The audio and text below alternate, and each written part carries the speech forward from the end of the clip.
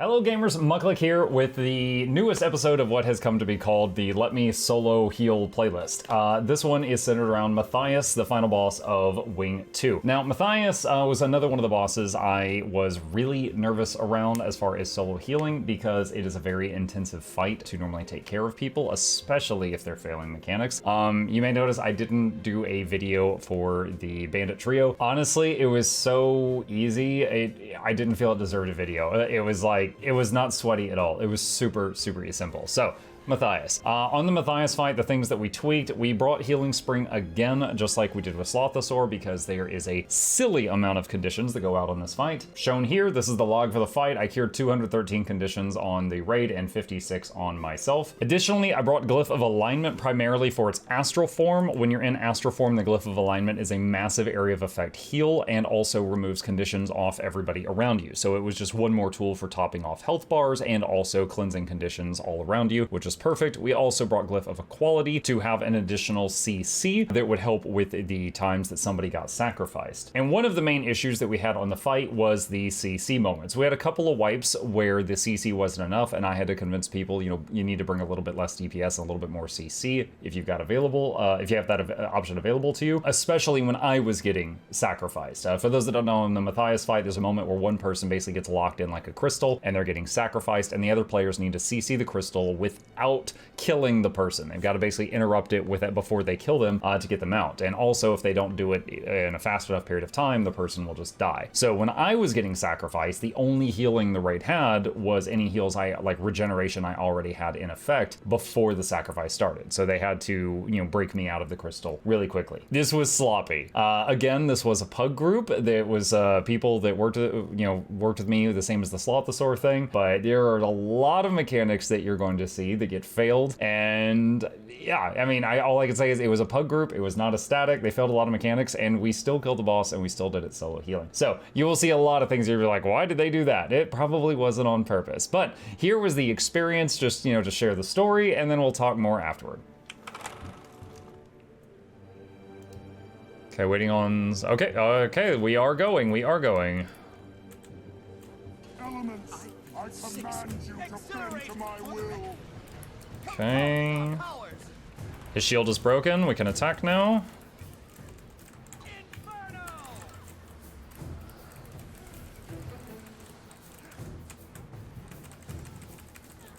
CC phase coming. CC now to save a life.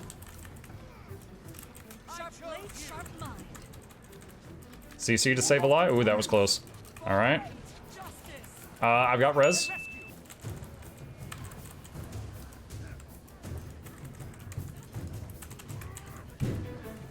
Reflect time. I think I saw 2 reflects there, but that works.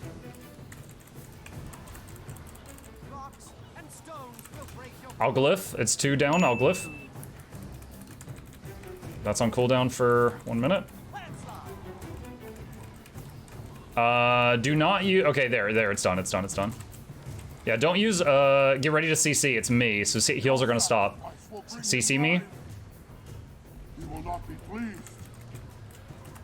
Search and rescue. You'll be up in a moment, and then finish your mechanic. Anyone? Help!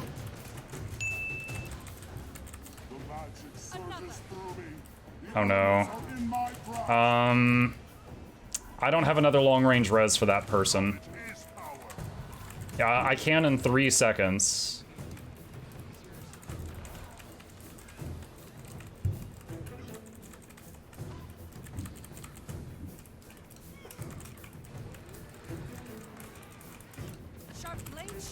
Okay, someone's about to be sacrificed. Get ready for that. Sacrifice will bring CC now. He will not be pleased. Oh god, I'm pulling him out of the puddle with search and rescue. Get out of that puddle, get out of that puddle. A lot of you are taking unnecessary damage. Get out of that puddle.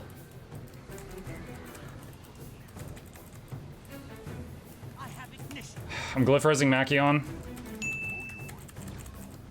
Guys, are you trying to draw a shape in the middle of the room? What is this?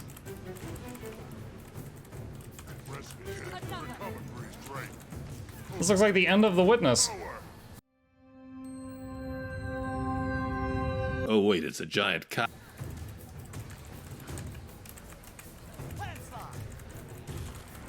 Yeah.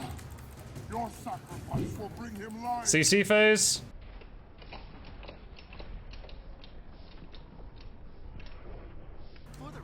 I got blowed up by other people. If you CC them, revive me after. Thank you. History is mine. I'm looking for a clean fountain. Of course, the only one's on the other end of the room.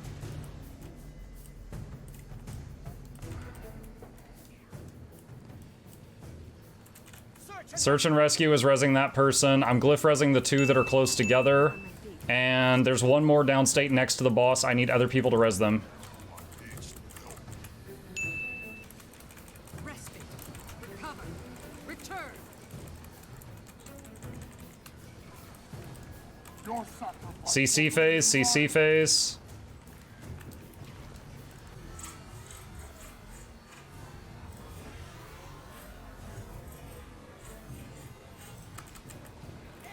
You will not be pleased. I'm gonna try to allies aid res this person. It didn't work. I couldn't reach him in time.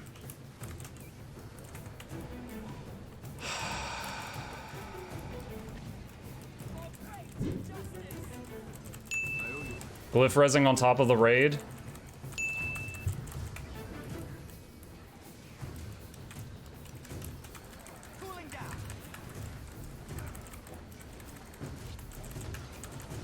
Scatter slightly. Don't blow each other up again.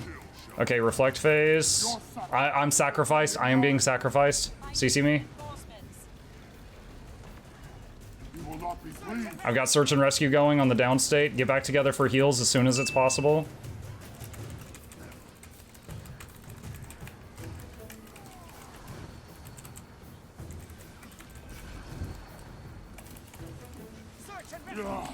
Okay, final phase. Alright, scatter just enough and then get back together.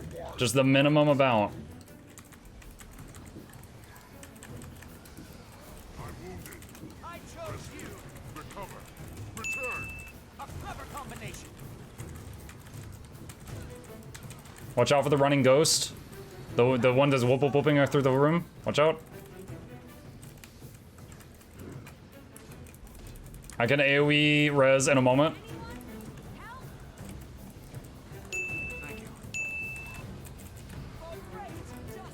There's a run to the wall type mechanic in the middle of the raid. If you've got it on you, you need to get it out of here.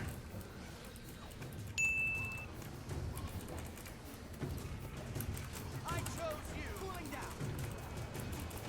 Search and rescue. I cannot save Terra right now. I do see them. I don't have a move for it at the moment.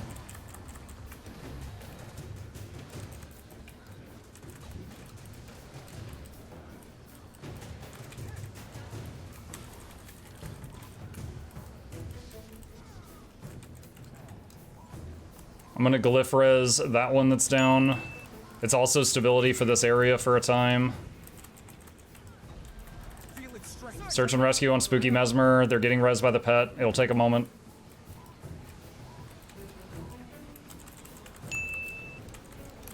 Health increasing. Group up for the heals anytime you're not doing another mechanic. For great justice.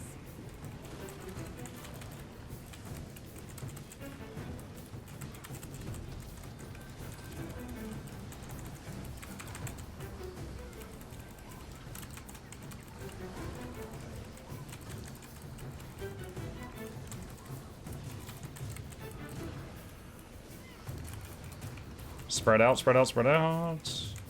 Okay, come back together. Come back, come back, come back.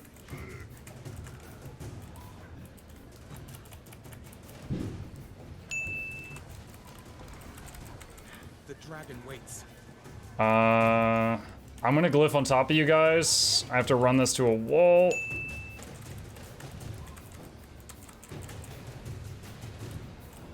Battle silence. For great justice.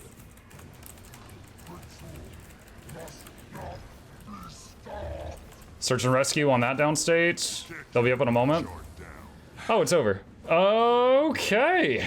All right. He's gone?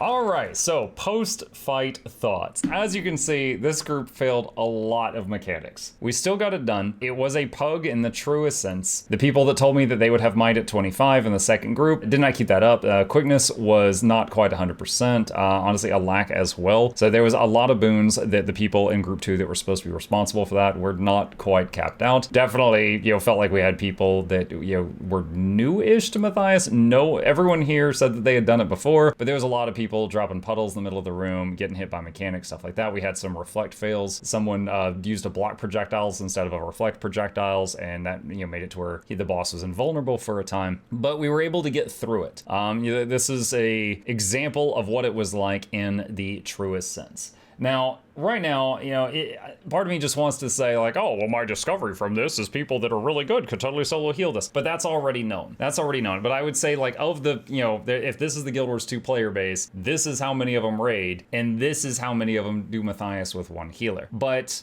what did I learn from this that we don't already know? There's probably more of a spectrum. Instead of just like, if this is everyone who does Matthias, and then there's this tiny little percentage that does it with one healer, there could probably be a middle ground. If people were doing mechanics just like a little bit better than this, you could do it with one healer and have way more DPS, having that ninth person that's a damage dealer instead of 8 DPS 2 healers, and blast through the phases and the mechanics much faster. But they would need to do the mechanics cleaner than this. This definitely felt far more challenging than Slothosaur did. Slothosaur, even though people were failing mechanics, I felt much more in control of the situation. But the mechanics on this fight, it was a lot more chaotic. There's people that constantly have to run away, so they end up going downstate over by the walls. You have to choose, do I heal this group or heal that guy over there that's lower? You have to make choices like that. But yeah, it was a fun experience. It was interesting. Definitely it would be easier in a static, which is, surprise to no one. But yeah, it was pretty cool. I'm not sure at this time if I would change anything with the build. Might was slipping a little bit. I don't know if that, I should have had 25 stacks of might with this build. I don't know if that was because of the having to run all over the room or occasionally getting,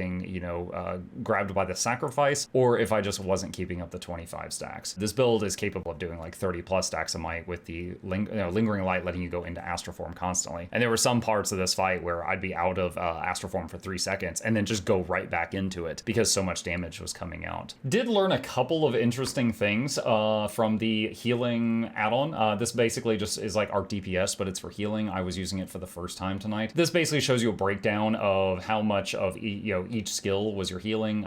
Regeneration is usually the top thing. That's no surprise. Lunar Impact is Astral 3. That's the next one. Windborne Notes was a surprise. So for any other druids out there, just sharing my thoughts on this, Windborne Notes used to reduce the cooldown of Warhorn skills, and they removed that, and it makes Warhorn skills give regen. That still does the second part, but now it also does, each time you apply regeneration to a friendly, it will also give them a heal of 226 just instantly. But Healing Spring applies regen, applies regen, applies regen. It's many small applications of regen, and this has no internal cooldown. So Healing Spring procced this many times over the fight, specifically over 206 times, if I'm reading this correctly. So on some of the other fights, like when I look at Veil Guardian, which I did not bring Healing Spring on, Windborne Notes was maybe like 1 to 1.5% of my total healing output, but on this fight, it was 5.5%. So it was just kind of cool seeing that synergy. So Windborne Notes, works really well with Healing Spring just because of all the repeated applications of regen, rather than just like,